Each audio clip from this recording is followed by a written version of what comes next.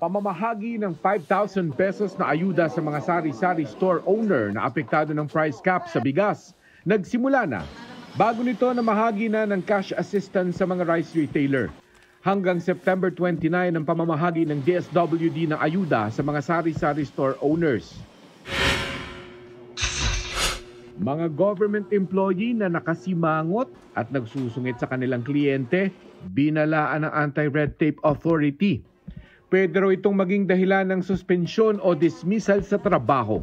May yearly inspection daw silang ginagawa sa mga opisina ng pamahalaan, kung saan ang kliyente may kakayanan daw i-rate ang klase ng customer service na natanggap nila. House Speaker Martin Romualdez pinagbibitiw sa pwesto si Airport Security Chief Mau Aplasca dahil daw ito sa kabiguan niyang pigilan ng mga makasalanang aktibidad ng mga security personnel sa NAIA.